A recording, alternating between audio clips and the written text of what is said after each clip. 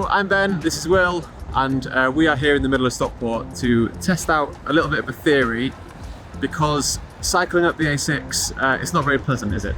No, I mean, as you can see, it's really quite a busy arterial main road with almost no cycling provision at all along its length. But Stockport Council seem to think that doesn't really matter because there's a so-called parallel route, which is an alternative. It's off-road, or mostly off-road, going all the way between Stockport and Manchester.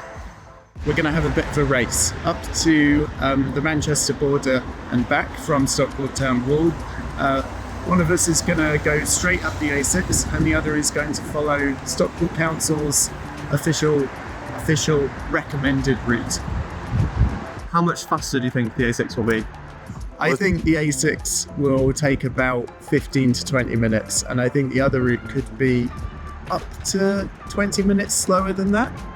So the A6, if you're a commuter going from Stockport to Manchester, even if you're only going as far as Levenshulme, which is what we're doing today, let's say you're losing 15 minutes on each commute, half an hour each day, you're losing 2.5 hours a week. So I can see why a lot of people would choose to cycle up the A6 instead, because it's a straight line. The trade-off though is that it's just not safe. Wish us luck. Bye-bye. See you on the other side.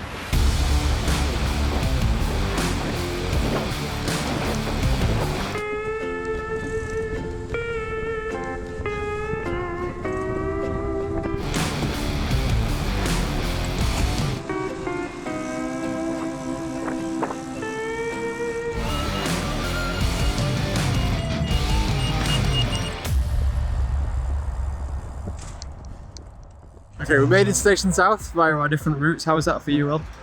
As always on that road, I could tell if I was a new cyclist or less confident, or I had children with me, there's no way I'd be able to do any of what I just did. And for me, the bit that took me the longest was getting out of Stockport, partly because it's just a very, very, very wiggly route, and personally I'd much rather go in a straight line. Then you go through the Heatons, and then you kind of get the pudding off Highfield Country Park and the Fallowfield Loop, and that was really nice, really pleasant, lots of greenery, lovely wide path, nice surface. There's pedestrians around, there's dog walkers around, but there's plenty of space to negotiate that. So that bit I really enjoyed. So back the opposite way, I'll go down the A6 and I'll go down the wiggly path, The quiet routes, yeah. You start with the pudding.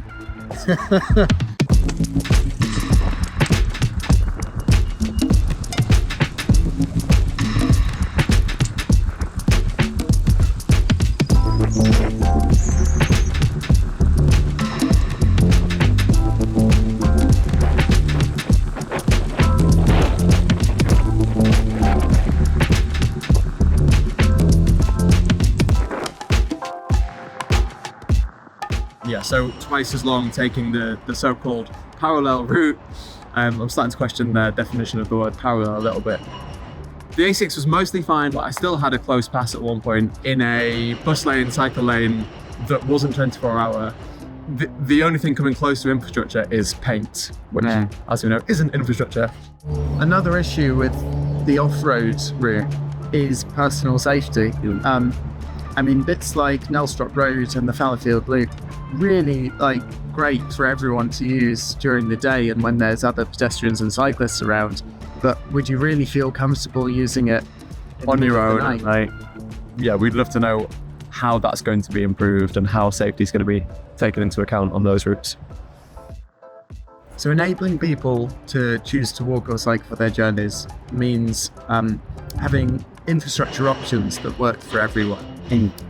At the moment, those people who want to make their journeys quickly to get to work on time, they're taking their life into their own hands, you might say. The A6, the space is there, it's ripe for improvement, and it could be done relatively easily. Cycle infrastructure is there to promote and encourage walking and cycling. It's not there just to push cyclists out of the way. So I think the takeaway for me is, yes, we absolutely welcome improvements to that parallel route. There's loads of potential there. There's some really good aspects to it, but ultimately it needs to be backed up by direct protected cycling infrastructure all the way along the A6. Absolutely.